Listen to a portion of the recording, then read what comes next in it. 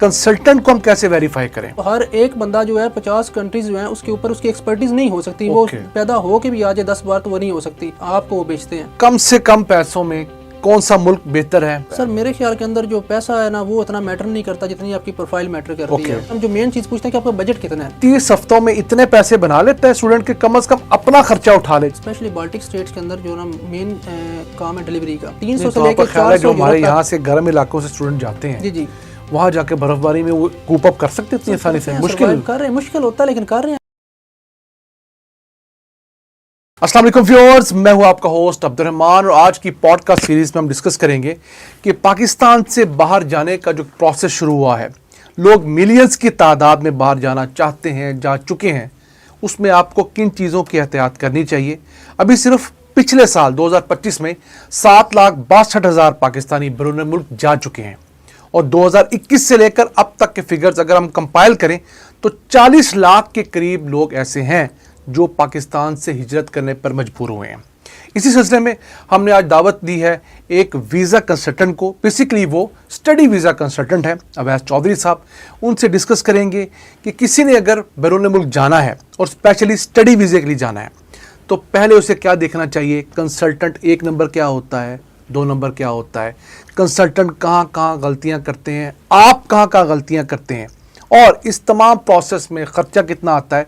और सबसे बढ़कर आपको किसी पे अंधा एतमाद नहीं करना, अपनी वर्किंग पूरी करनी है और मार्केट के अंदर उस बंदे को देखना है कि उसके मुतालिक क्या क्या आ जाता है और फिर आपने अपना वो लाखों रुपया इस काम पे इन्वेस्ट करना है।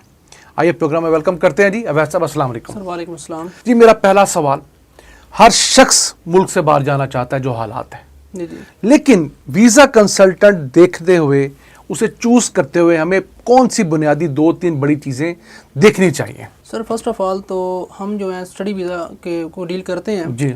और मार्केट के अंदर आजकल जो कंसल्टेंट है वो एक ख्वाब बेचते हैं। वो दिखाते हैं कि यूरोप में आप जाएंगे, आप वहाँ पे जाके दरख्तों से पत्तों की तरह पैसे को तोड़ेंगे, डॉलर्स को यूरोस को तोड़ेंगे और पाकिस्तान भेजेंगे।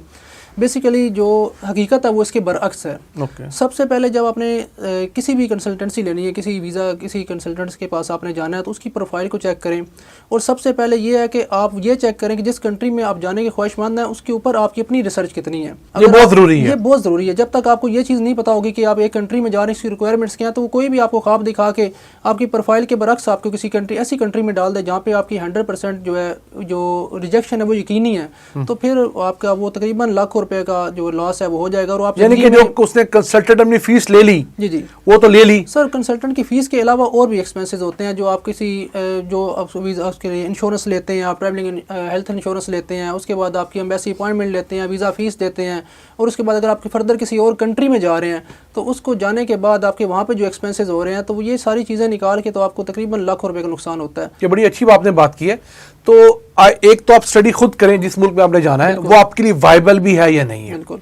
और दूसरी बात जो एक चीज़ मैं जानना चाहता हूँ कि कंसल्टेंट को हम कैसे वेरीफाई करें? सर कंसल्टेंट देखें, आपने अगर एक कंट्री का प्रोसेस करवाना है उसमें देखना है कि आपने उस कंसल्टेंट जो है उसकी एक्सपर्टीज उस कंट्रीज के अंदर कितनी है, उसकी कितनी सक्सेस रेशियो है। ठीक है। एक कंसल्टेंट के पास जाते हैं वो 50 मुल्कों का काम करे तो हर एक बंदा जो है 50 कंट्रीज जो है उसके ऊपर उसकी एक्सपर्टीज नहीं हो सकती। वो पैदा हो के भी आ जाए 10 बार तो वो नहीं हो सकती। इसलिए देखना है कि उसकी लिमिटेड कितने हैं और कितने लोगों कितने कंट्रीज को वो खुद पर्सनल डील कर रहा है। हमारे यहाँ एक बड़ी जो रीत चाह रही है कि एक कंसल्टेंट एक कंट्री का काम कर रहा है उसने के 50 सब कंसल्टेंट बना दिए हैं। उसके पास जाके वो अच्छा तुम इतनी कमीशन ले लो, तुम इतनी ले लो, उसके बाद उसके प्रोसेस करेंगे। वो जो मेन जिसके पास आप गए हैं सब कंसल्टेंट के पास उसको उस कंट्री का नॉलेज नहीं है। उसने अगले बंदे को कहना है, उसने अगले ने अगले को कहना है, तो इस तरह करते करते वो जो एक पूरी चैन होती है और सब खाते हैं तो आखिर में आगे जैसे वैगन वाले सवारियां बेचते हैं ना। जी बिल्कुल, इस तरह यहाँ पे बिकते हैं। और अल्हम्दुलिल्लाह हमें भी बड़ी ज़्यादा पाकिस्तान में तकरीबन 4 साल के अंदर जो अभी हमारी रेपुटेशन अल्हम्दुलिल्लाह हमने 400 से ज़्यादा स्टूडेंट्स को 500 से ज़्यादा स्टूडेंट्स को हमने उसकी सक्सेस स्टोरीज हमारे हैं। हमारी B2B की बड़ी ऑफर्स आती हैं, लेकिन हम अपने 2 ऑफिस के अलावा हमने किसी को B2B नहीं किया किसी के साथ। उसकी रीज़न यही है कि आपको वो बेचते हैं, आपकी प्रोफाइल को बेचते हैं। तो हम नहीं चाहते कि हमारी जो 4 साल की मेहनत है वो किसी एक बंदे के स्कैमिंग की वजह से वो ख़राब हो जाए रेपुटेशन। अच्छा मुझे ये बताइए कि जो यूरोप जाने का जुनून है अब के जो हालात हैं स्पेशली यूरोप सारे के, उसमें आप अगर बताओ स्टूडेंट वीज़ा जाते हैं और कितने % चांसेस होते हैं कि आप स्टूडेंट के बाद वहाँ पर वर्क परमिट लेने में कामयाब हो जाते हैं? सर वो PSW हर कंट्री की, यूरोप के अंदर हर कंट्री की पॉलिसी है कि अगर आप स्टडी वहाँ कंप्लीट करते हैं, चाहे आपने बैचलर्स किया है चाहे आपने मास्टर्स किया है, ड्यूरेशन कम ज़्यादा हो सकता है, लेकिन PSW जो है वो आपको हर कंट्री के अंदर मिलेगा। ये वर्क परमिट होता है ना? PSW बेसिकली होता है आपको पोस्ट वर्क वीज़ा देते हैं कि आप अपनी जॉब तलाश कर लें। ठीक है। वो एक किसी का 6 मंथ का होगा, किसी का 1 साल का होगा, किसी का 2 साल का होगा, उसके अंदर आपने जॉब तलाश करनी। जब आपको जॉब मिल जाएगी, वर्क परमिट पे कन्वर्ट होंगे तो आपको रेजिडेंसी मिल जाएगी। और अगर आपको जॉब खुदा खासा नहीं मिली? सर ऐसा होता नहीं है। एक देखिए ना, जैसे ट्रंप आजकल सीधा हुआ है यूरोप के साथ, तो जो हालात नजर आ रहे हैं वो यूरोप के भी रिसेशन के और अमेरिका के भी हैं। क्योंकि अगर यूरोप को तंग किया अमेरिका ने तो यूरोप जो है फिर अमेरिका को पाबंदियां लगा देगा। तो इन हालात में जो पाकिस्तान से लोग अच्छे खासे पैसे लगा के जाते हैं, यानी कि आप लोगों की फीसिस तो उस हिसाब से कम है तमाम लोगों की, तो वो जो वहाँ वाली इन्वेस्टमेंट है या वहाँ यहाँ से किला बेच के जाने की जो ख्वाहिश होती है, आपको लगता नहीं कि बहुत बड़ा रिस्क है ये? सर नहीं रिस्क है, उसमें ये है कि अगर आप स्टडी कंप्लीट कर लेते हैं, मैंने आज तक कोई ऐसा केस नहीं देखा जिसमें उसको PSW के ऊपर उसको जॉब ना मिली हो। हाँ ये आप देखें कि आप अपनी उस लेवल के ऊपर जाके जॉब तलाश कर रहे हैं कि यार बहुत कुछ हाई ऊपर अपनी कहते हैं कि आपकी रिक्वायरमेंट है, ये जॉब मिले, तो वो हो सकता है, लेकिन आपको जॉब तो मिल जाती है। अच्छा, वहाँ की स्टडी है। प्रेफर कौन सी डिग्री करते हैं? मसलन अगर मैंने यहाँ से मिसाल के तौर पे FSC की हुई है, FA किया हुआ है, इंटरमीडिएट 12 जमातें मैंने पढ़ी हैं, तो मैं वहाँ ग्रेजुएशन के लिए जाऊँ या मैंने यहाँ पे बैचलर्स किया और मैं वहाँ पर मास्टर डिग्री के लिए जाऊँ, तो बेहतर क्या होता है? सर मास्टर्स के अंदर ये है कि आपके पास जो है ऑप्शन ज़्यादा होते हैं और वीज़ा रेशो भी मास्टर्स के अंदर अच्छी, क्योंकि उनको पता है कि एक बंदा बैचलर्स करके आ रहा है तो एक उसका प्रोफाइल जो है स्टडी की प्रोफाइल होती है। एक फ्रेश बंदा जो इंटरमीडिएट करके जा रहा है तो वो ज़ाहिर बात है वो उसने उसके अभी वो मेच्योर इतना नहीं होता, तो उस वजह से उसकी रेशो कम होती है। लेकिन कंट्री चॉइस जो है, आपने जब कंट्री चूज़ करना है, ये वीज़ा आपका जिस दिन आप पहले दिन कंसल्टेंट के पास जाते हैं वो आपको गाइड करता है आपकी प्रोफाइल के अकॉर्डिंगली, तो आपका वीज़ा लग जाता है। अगर वो अपने लालच के अंदर, मेरे पास किसी यूनिवर्सिटी का कॉन्ट्रैक्ट है जो मुझे कमीशन दे रही है, उसमें मैं स्टूडेंट का डालूंगा अपनी कंसल्टेंसी फीस के लिए, और उसकी प्रोफाइल उसको मीट नहीं करेगी, उस कंट्री को मीट नहीं करेगी, उसकी फाइनेंशियल हिस्ट्री उसको मीट नहीं करती, तो फिर उसकी 100% रिजेक्शन जो यकीनी है वो। अच्छा मुझे ये बताइए कि कुछ तो ऐसे करते हैं कि वो स्टूडेंट से अपनी जो फीस है वो भी ले लेते हैं, बिल्कुल, और फिर आगे जो यूनिवर्सिटी की फीसिस हैं, बाकी अखराजात के भी सारे पैसे खुद ले लेते हैं और उसमें से दड़ी लगाते हैं। जी बिल्कुल होता है। अच्छा, कुछ लोग हैं वो ऐसा काम करते हैं नहीं कि वो सिर्फ आपसे अपनी फीस लेते हैं और बाकी सारे अखराजात जो हैं, यूनिवर्सिटी की फीस जो है, मेडिकल का, इंश्योरेंस, वो आपने खुद करनी होती है। ऐसे होता है। तो आपके ख्याल से इसमें से बेहतर मॉडल कौन सा है? सर बेहतर मॉडल ये है कि स्टूडेंट सिर्फ कंसल्टेंट को अपनी कंसल्टेंसी फीस दे, ओके, ठीक है, वो भी उसको स्टेप्स के अंदर, इंस्टॉलमेंट के अंदर दे, ठीक है। ये इकट्ठी फीस देने का तुक नहीं बनता। जैसे जैसे आपका स्टेप कंप्लीट होता जाता है, इसी तरह उसको कंसल्टेंसी फीस दें। बाकी जो यूनिवर्सिटीज़ की फीसेज हैं, इंश्योरेंस उसने लेनी है और कोई इसके लवाजमात है तो वो खुद डायरेक्ट पे करे, इनवाइस ले उससे, और इनवाइस अपने बैंक अकाउंट के जरिए पे करे। Okay, good. उससे एक तो वीज़ा रेशो के अंदर भी जब आप एम्बेसी में जाते हैं वो देखते हैं कि फीस आपके अपने अकाउंट से पे हुई हुई है, बाकी लवाजमात आपने अपने अकाउंट से पे किए, तो फाइनेंशियल हिस्ट्री भी उसकी स्ट्रांग होती है, उससे ट्रांजैक्शन हिस्ट्री स्ट्रांग होती है। मुझे बताइएगा कि अब यूरोप के अगर मुल्कों को देखिए तो कम से कम पैसों में कौन सा मुल्क बेहतर है, और ज़्यादा से ज़्यादा पैसों अगर आपके पास हैं तो कौन सा मुल्क बेहतर है? सर मेरे ख्याल के अंदर जो पैसा है ना वो इतना मैटर नहीं करता जितनी आपकी प्रोफाइल मैटर करती है। अच्छा, प्रोफाइल आप किस चीज को कह रहे हैं? आपकी क्वालिफिकेशन जो है सबसे बढ़ के, जी क्वालिफिकेशन, आपकी एज भी ऑब्वियसली होगी, एज भी होनी चाहिए, आपका बैंक स्टेटमेंट भी है, स्टडी गैप भी है, आपकी फाइनेंशियल हिस्ट्री भी है, आपका जो सोर्स ऑफ इनकम है वो भी मैटर करता है, ठीक है, वो चीज़ें सारी मैटर करती हैं। उसके बाद आपकी प्रोफाइल जब हम स्टूडेंट से लेते हैं, सबसे पहले उसकी एकेडमिक जो है वो हम लेते हैं कि आपने कितना पढ़ा हुआ है, क्या उसकी कितना स्टडी गैप है। उसके बाद फिर हम जो मेन चीज़ पूछते हैं कि आपका बजट कितना है, ठीक है। एक बजट है, लाइक हम बाल्टिक स्टेट का कर रहे हैं, उसका बजट अगर आपका 15 लाख 20 लाख रुपए है, अगर आप कहते हैं कि मैंने फ्रांस जाना है या मैंने जर्मनी के अंदर चलो फीस वो फ्री है वहाँ पे एजुकेशन, उसके अलावा आपकी और कंट्रीज़ है, नैदरलैंड है वगैरह है, तो वहाँ पे कदरे फीसेस ज़्यादा हैं। अब फीसेस का जो रेंज है वो 1000 यूरो से लेके तकरीबन 15,000 यूरो तक यूरोप के अंदर जो फीसेज हैं यूनिवर्सिटी टू यूनिवर्सिटी वेरी करते हैं। 1000 यूरो बनती है 3 लाख रुपए, और 15,000 यूरो बनती है 45-50 लाख रुपए। अच्छा, ये साल का बता रहे हैं या पूरे कोर्स का? ये 1 साल की फीसेज हैं, कुछ में सेमेस्टर वाइज 6 मंथ की होती हैं, कुछ में 1 साल की होती हैं, ठीक है। तो ये चीज़ें आपकी, तो जहाँ पर 15,000 यूरो है, अगर वो 2 साल के अगर मास्टर डिग्री है तो आप ज़हन में रखिए कि फिर 90 लाख रुपए तो आपने वहां दे देना फ्रांस में, फीस दे देनी है। असल में यही तो मेन कंसर्न है। स्टूडेंट जो है ना वो सिर्फ यहाँ से देखता है कि मैं पहुंच जाऊँ, पहुंचने के बाद फिर वो इनलीगल हो जाते हैं, फीस नहीं पे करते, यूनिवर्सिटी उनका कॉन्ट्रैक्ट कैंसिल करती है, स्टडी कॉन्ट्रैक्ट, उसके बाद वो इनलीगली फिर। अच्छा, ड्यूरिंग स्टडी अब यूरोप में काम करने के कितने ऑप्शंस हैं? जी हैं बिल्कुल, उसके अंदर स्टूडेंट को कंट्री टू कंट्री वेरी करता है। 30 आवर्स पर वीक से लेके वो तकरीबन 40 आवर्स पर वीक तक आपको अलाउ करते हैं। यूके के बारे में तो कहते हैं अब ये झूठ हो गया, यूके में तो बहुत सख्ती होगी, बहुत ज्यादा सख्ती होगी। यूके के अंदर स्टूडेंट को इस टाइम भेजना खुदकशी करवाने के मुतरादिफ है। इस टाइम वहाँ पे ना सेटलमेंट है और ना ही यूके के अंदर अभी जो स्टूडेंट है, स्पेशली जो बैचलर्स का स्टूडेंट है ना, वो रोड्स के ऊपर सो रहा है। उसके पास ना अकोमोडेशन है, ना उसके पास लिविंग एक्सपेंस पूरे करने के लिए, उसके पास जितनी मर्जी जॉब कर ले उसको लिविंग एक्सपेंस उसके पूरे नहीं होंगे। तो ये आप जो मुल्क आप कह रहे हैं निस्बतन थोड़े दरमियाने दर्जे के यूरोपियन मुल्क हैं, वहाँ पर अगर आपको वीक के अंदर 30 काम करने की इजाजत मिलती है, इतने पैसे बना लेता है स्टूडेंट के कम से कम अपना खर्चा उठा ले जो वहाँ रहने का खर्चा है? सर स्पेशली बाल्टिक स्टेट्स के अंदर जो ना मेन काम है डिलीवरी का, ठीक है, वहाँ पे क्योंकि वेदर कंडीशन ऐसी होती है ज़्यादातर वहाँ पे जो है वो बर्फबारी होती है, तो उसके अंदर डिलीवरी का ज़्यादा ऑप्शन है। तो उसमें रिसेंटली जो स्टूडेंट्स, अभी मेरी लास्ट वीक की बात हुई थी, तकरीबन इस वेदर के अंदर 2500-2000 आराम सुकून से स्टूडेंट निकाल लेता है यूरो पर मंथ के हिसाब से। अच्छा। और उसमें वहाँ पे लिविंग कॉस्ट जो है तकरीबन आपका 200 रेंट है और 100 के अंदर आपकी ग्रोसरी पूरे महीने के होते हैं। 300 से लेकर 400 हमारे यहाँ से गर्म इलाकों से स्टूडेंट जाते हैं, जी जी, वहाँ जाके बर्फबारी में वो कूप अप कर सकते इतनी आसानी से? मुश्किल कर रहे हैं, मुश्किल होता है लेकिन कर रहे हैं, अच्छा खासा मुश्किल। लेकिन वहाँ पे ये है कि उन्होंने कौन सा सारे रोड्स के ऊपर फिरना है, वो उसमें डिलीवरी गाड़ी के अंदर करते हैं, वो भी हीटिंग है, फिर जहाँ पे जाते हैं रहते हैं होटल्स के अंदर या हॉस्टल्स के अंदर, वहाँ भी हीटिंग सिस्टम है, तो वो सहूलियात वहाँ पे हैं, इस तरह का इशू नहीं है। अच्छा चलो मुझे ये बताइए कि मैं अब प्रोसेस की तरफ आता हूँ। मैं एक स्टूडेंट हूँ जी, मैं एक मास्टर डिग्री करना चाहता हूँ जी, तो इब्तदाई तौर पर मुझे फ़ीस की मद में कितने के पैसे ज़हन में रखने चाहिए जो आप लोगों की कंसल्टेंसी फ़ीस होती है, फिर मेरी बैंक स्टेटमेंट कितनी होनी चाहिए, और फिर अगला प्रोसेस मोटा मोटा समझा दे जरा मुझे। सर सबसे पहले तो उसके अंदर आपकी प्रोफाइल देखनी है कि किस कंट्री के साथ मैच कर रही है, ठीक है, और उस कंट्री की डॉक्यूमेंट्स की वेरिफिकेशन की रिक्वायरमेंट्स क्या है, ठीक है। कुछ कंट्रीज जो है डॉक्यूमेंट्स ऑफ स्टाइल मांगती है, फिर आपने एजुकेशन डॉक्यूमेंट पहले बोर्ड से रेलिवेंट, फिर उसके बाद IBCC, फिर उसके बाद मूफा, फिर उसके बाद HEC, और उसके बाद आपके मिनिस्ट्री ऑफ फॉरेन अफेयर्स। बिल्कुल, ये पूरी मुसीबत है, ये एक लंबा प्रोसेस है और ये इसके ऊपर ही तकरीबन 1 लाख रुपया लग जाता है फर्स्ट ऑफ ऑल। तो डॉक्यूमेंट्स अगर आप वेरिफिकेशन करवाते हैं, लोग इस चीज को बताते नहीं बताते, वो आपको कहेंगे डॉक्यूमेंट ले आओ, वो स्टूडेंट के ऊपर ही आ जाएगा एक्सपेंस। उसके बाद फिर आपकी यूनिवर्सिटीज़ की एप्लीकेशन फीसेस होती हैं, किसी यूनिवर्सिटीज़ की 100 यूरो है, किसी की 30 यूरो है, किसी की 50 यूरो है, किसी की 200 यूरो है, 300 यूरो तक भी एप्लीकेशन फीसेस हैं, ठीक है, वो स्टूडेंट ने पे करनी है। उसके बाद इंटरव्यूज होंगे, अगर वो सिलेक्ट हो गया तो ठीक है, वरना ये भी आपकी वेस्ट हो जाएगी। ये आपकी यूनिवर्सिटी सिलेक्शन भी जो है ये एक बड़ा अहम किरदार अदा करती है। उसके बाद कंसल्टेंसी फीसेस जो नॉर्मल चलती हैं वो तकरीबन 1 लाख रुपए से लेके 2 लाख 3 लाख तक भी वो चार्ज करते हैं, वेरी करता है कंट्री। और ये भी किस्तों में देनी चाहिए, ये इंस्टॉलमेंट के अंदर देनी चाहिए, जैसे जैसे स्टेप हो आपका साथ साथ उसको क्लियर करें ताकि आप समझे 25-25 हज़ार की किस्तें बना लें आप, ठीक है। उसके बाद फिर आपका जो फर्दर आ जाता है आपकी एडमिशन ट्यूशन फीस आपने पे करनी है, वो अपने अपने बैंक से पे करनी है। वो आपको मैंने बताया कि 1,000 यूरो से लेके 15,000 यूरो तक कंट्री टू कंट्री वो वेरी करता है और यूनिवर्सिटी टू यूनिवर्सिटी वेरी करता है। अच्छा, बैंक स्टेटमेंट में पूछ रहा था आपसे। बैंक स्टेटमेंट जब आप इरादा करें ना आपके आपने बाहर जाना है, जब आपके ये ख्याल आ जाए आपके जहन में कि मैंने बाहर आप जाना है, उस टाइम आप बैंक स्टेटमेंट उसकी ट्रांजैक्शंस को मैनेज करना शुरू कर दें। अपना अकाउंट लगाना है तब आपने अपने स्पॉन्सर का, फादर का, ब्रदर का, मदर का अकाउंट लगाना यूज़ करना है। उसके अंदर आप मैक्सिमम ट्रांजैक्शन करें, जितनी ट्रांजैक्शन हिस्ट्री होगी, लीगल हिस्ट्री होगी, अपनी आप यूटिलिटी बिल्स पे करने हैं उससे करें, आपने ग्रॉसरी करनी है उससे करें, क्रेडिट कार्ड यूज़ करें, डेबिट कार्ड यूज़ करें, वो ट्रांजैक्शन हिस्ट्री बनती जाएगी।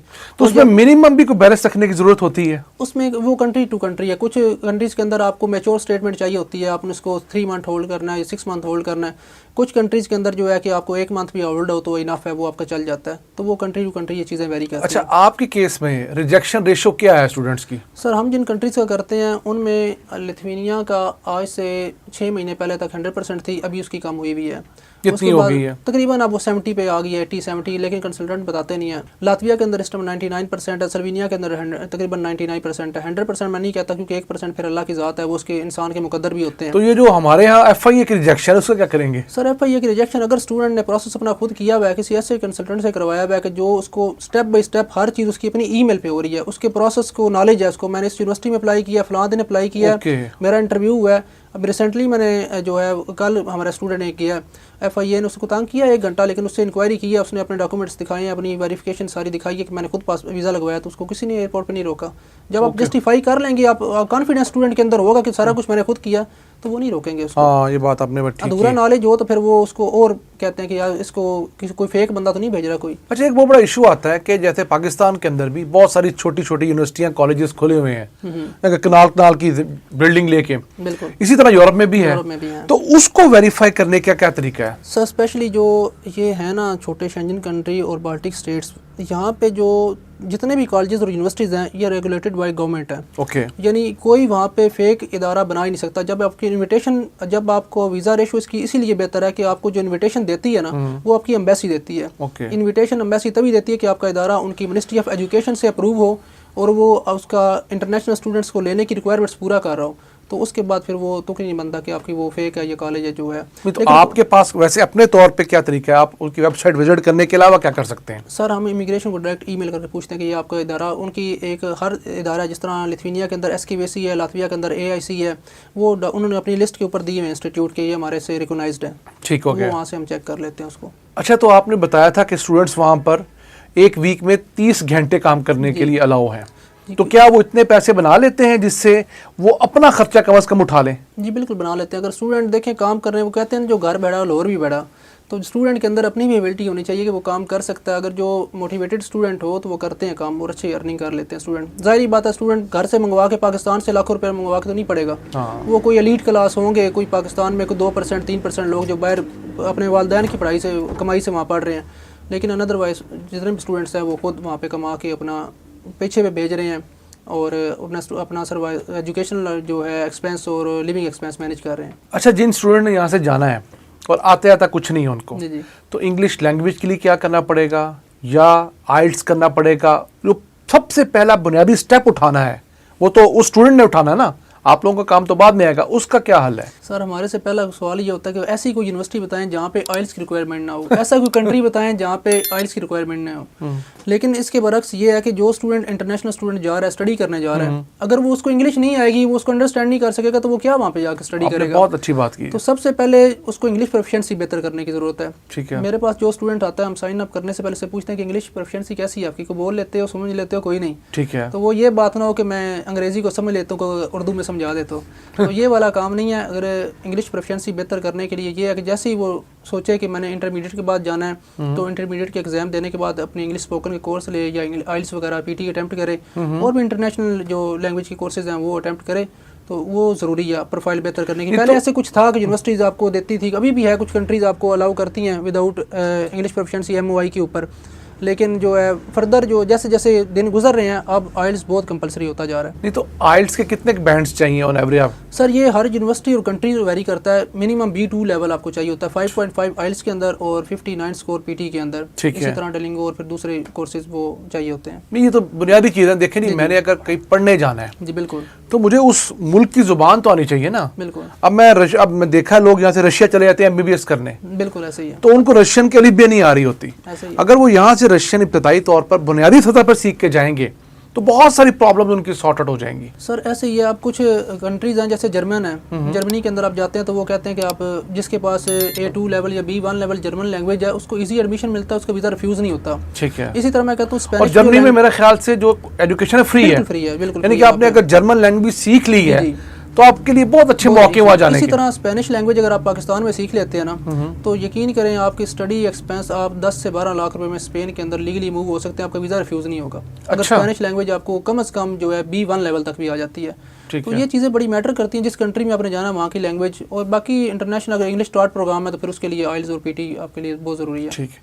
तो वैसे कौन से मकबूल ममालिक आजकल जो है पाकिस्तानी स्टूडेंट्स में? सर मकबूल ममालिक से मुराद ये है कि आपने देखनी है कि वीज़ा रेशो किसकी अच्छी है, क्योंकि ज़िंदगी में एक बार मौका मिलता है। तो वो आप रिसर्च करें, उसमें जितनी छोटे शेंजन कंट्रीज़ हैं जिनको अभी इंटरनेशनल स्टूडेंट्स की ज़रूरत है, क्योंकि ये टैक्स पे करती हैं यूनिवर्सिटी, जहाँ पे आप ट्यूशन फीस पे करते हैं वो टैक्स पे करेंगे। और यूरोप के जो शेंजन के तकरीबन 32 में से 26 मुल्क हैं वो टोटल टैक्स पे चल रहे हैं और टूरिज्म पे चल रहे हैं। तो इंटरनेशनल स्टूडेंट जाके वहाँ टैक्स देता है, छोटे जी कंट्रीज उनकी इकॉनमी ग्रो कर रही है इंटरनेशनल स्टूडेंट्स की वजह से, तो आप उन कंट्रीज़ को टारगेट करें। अच्छा, वैसा मुझे ये बताइए कि यहाँ पर दर्जनों के हिसाब से कंसल्टेंट हर शहर के अंदर मौजूद हैं, और जहाँ पे आपका है सेटअप उस इलाके में तो वबा फैली हुई है। बिल्कुल ऐसे ही है। मुझे बताइए कि आपके पास ही कोई स्टूडेंट क्यों आए? सर आपने दर्जनों की बात की है, दर्जनों भी नहीं, सैकड़ों स्टूडेंट्स, सैकड़ों कंसल्टेंट बैठे हुए हैं हर सिटी के अंदर, और कंसल्टेंट के आगे फिर कंसल्टेंट बैठे हुए हैं। तो हमारे पास मैं कहता हूँ कि ना आए, आप अपनी रिसर्च करें, आपको जो बेहतर लगता है और जिसकी वर्थ के ऊपर आपको ट्रस्ट है आप उसके पास जाएं। और मैं तो ये भी कहता हूँ कि किसी के पास भी ना जाएं, आप स्टूडेंट खुद अपना प्रोसेस करें। और मेरे पास अभी भी व्हाट्सएप ग्रुप्स के अंदर तकरीबन 2000 से ज़्यादा स्टूडेंट्स हैं जिनको मैं फ्री कंसल्टेंसी दे रहा हूँ कि अगर आपको खुद प्रोसेस करना चाहते हैं तो आप करें, मैं आपको इन्फॉर्मेशन देता हूँ और कर भी रहे हैं स्टूडेंट। मोस्टली स्टूडेंट्स मेरे पास ऐसे अटैच हैं जिन्होंने अपना प्रोसेस खुद किया है, हमारे से उन्होंने जो है ब्रीफिंग ली है वो साथ साथ करते रहते हैं। मैंने कभी किसी को ये नहीं कहा कि हमारे पास आके साइन अप हो। हाँ, हमारे पास साइन अप होने की ये वजह है, अब जो अगर पूछते हैं कि वजह क्या है, क्यों आपके पास आए, तो हमने 4 साल के अंदर हमारा एक भी सिंगल वन भी कोई ऐसा स्टूडेंट नहीं है जिसने हमें नेगेटिव रिव्यू दिया हो कि आपके पास हमारे से स्कैमिंग हुई है या आपने हमें सही ब्रीफली गाइड नहीं किया। हमारा रिस्पांस टाइम है जो वो बहुत क्विक है। आजकल ऐसे ही हो रहा है कि जो कंसल्टेंट हैं वो रिस्पांस करते हैं 2 दिन बाद 3 दिन बाद, साइन अप कर लेंगे, उसके बाद आपको वो हफ्तों और महीनों आपको रिस्पॉन्स नहीं करेंगे।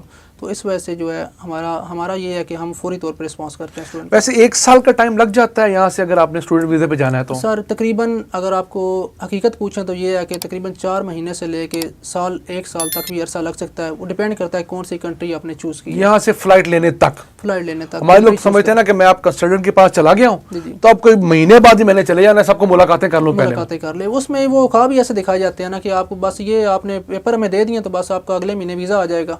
उसमें कुछ ऐसे कंट्रीज हैं जैसे तुर्की हो गया, उनका 2-3 महीने में प्रोसेस हो जाता है। छोटे शेंजन कंट्री साइप्रस हो गया, साउथ साइप्रस हो गया, उसके अंदर भी आपका तकरीबन 3 माह के अंदर प्रोसेस हो जाता है। लेकिन जो शेंजन कंट्रीज हैं जिनकी TRP मिलती है, स्पेशली आपको टेम्परेरी रेजिडेंस परमिट मिलता है, तो उन कंट्रीज के अंदर प्रोसेस पे टाइम लगता है, 6 से 8 महीने तक लग सकता है। बहुत शुक्रिया वैस साहब, आपने हमें बहुत सारी चीज़ों के बारे में बताया।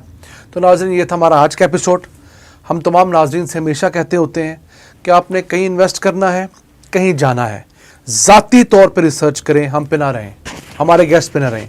हमारे इन पॉडकास्ट का मतलब आप लोगों को आगाही देना होता है, आपको बताना होता है। जैसे कितनी अच्छी बात की है वैसे साहब ने कि आप खुद सीखें। यूनिवर्सिटीज़ की वेबसाइट हैं, अब बहुत सारे ममालिक जो हैं उनके वीज़ाज़ के पोर्टफोलियोज़ बने हुए हैं। अगर इनसे कोई हेल्प लेना चाहते हैं आप इनसे सीखें और उसके बाद आप फैसला करें कि आपने किसके साथ जाना है। मुंह उठा के आप लोग अपनी मर्जी से किसी के पास इन्वेस्ट कर देते हैं और बाद में आप रोते रहते हैं नहीं कि मैंने इतने लाख रुपया लगा लिया और अब मेरे पैसे ज़ाया हो गए, अब हम क्या करें। आप जब खुद वर्किंग करके जाएंगे, महीना 1.5 महीना लगाएंगे, फिर आपको पता लगेगा। आगे आपने एक बंदे के ऊपर 1 करोड़ रुपए का ट्रस्ट करना है, यानी कि आप यहाँ से गए, जो खर्चा आपने यहाँ पर किया, आपने कोई अपना रकबा बेचा, कोई मकान बेचा, कोई सोना बेचा, कोई चीज़ और की, उसके बाद आप गए, वहाँ के आपके एक्सपेंसेस हैं, अपनी फैमिली से जो आप दूर रहे, कई साल आप पाकिस्तान नहीं आ सकते। इन तमाम चीज़ों के लिए ज़रूरी है कि आज आप 1-2 महीने अपने कीमती तरीन वक्त से निकालें, अपने दोस्तों को साइडलाइन कीजिए, क्योंकि बाद में भी आपने दोस्तों से जान छुड़वानी है। उसके बाद आप जिस मर्जी के पास जाएं और उसके बाद भी एक डाउट ज़हन में रखें कि ये ना हो कि यार जिस बंदे के पास मैं जा रहा हूँ कि वो बिल्कुल उसके ऊपर आपने अंधा एतमाद भी नहीं करना, नपा-तुला एतमाद करें, उनसे सीखें और फिर ये फैसला करें, क्योंकि आपके वालिदैन की ये कई दिहाइयों की कमाई होती है जिसे आप चंद महीने में उड़ाने जा रहे होते हैं। Wish you best of luck. अपने मेज़बान अब्दुल रहमान को इजाज़त दीजिए। अल्लाह के बाद।